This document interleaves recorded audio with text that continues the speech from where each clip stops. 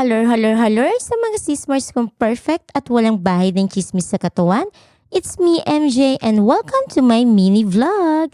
Taray, voice over yarn.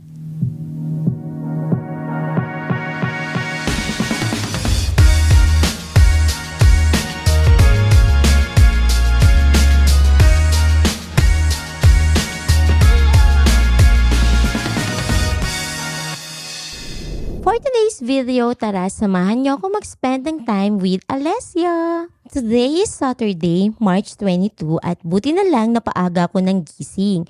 May follow-up check-up nga pala si Alessio sa kanyang pedia mga sis-Mars. At ayan, nagising na din siya. At bago yan lumabas ng room, maglalaro pa yan. Tatay. Hug tatay mahigpit. Hug tatay mahigpit. Hug Hug tatay mahigpit. Love you.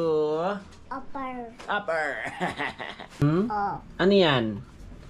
Oh, balik natin. Oy, papalit ka ng diaper. Pinalitan ko muna siya ng diaper mga sis-Mars.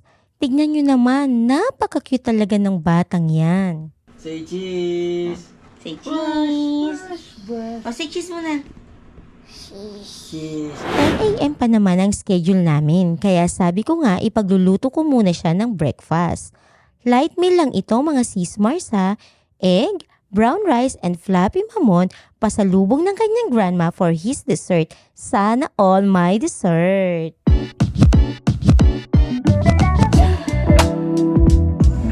After mag-breakfast, nag-prepare na muna ako ng diaper bag ni Alessio.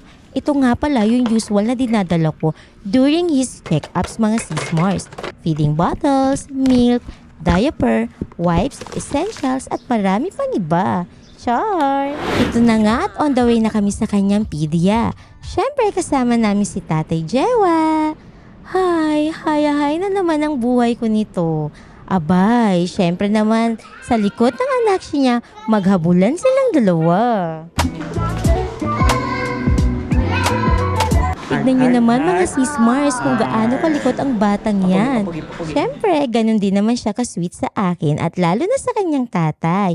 O diba, deserve na deserve ang pagiging tatay kaya mapagod ka ngayon. Char! Wow! Ayan mga sis-Mars, ang saya-saya niya lang kanina. Sa sobrang saya, nakatulog na lang siya sa pagod. So moment of truth, tinawag na kami ni Doc at nataon pang kakatulog lang ni Alessio. Oh no! Oo, teka. With doctor's consent, pinayagan niya kami mag-video sa loob. Mabait yan at magaling pa. Alam niyo ba mga sis-Mars, nung nagising na si Alessio, malayo pa lang si Doc sa kanya, iniyakan na niya agad. May phobia na talaga yata siya sa injection.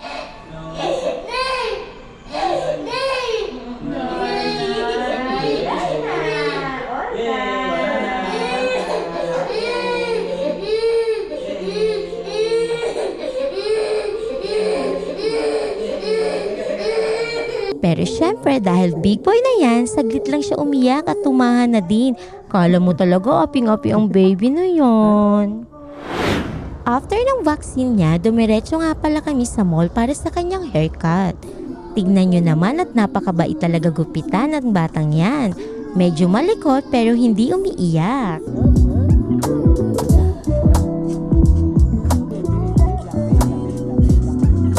At dahil gutom na nga din kami sis-Mars, nag-lunch din muna kami.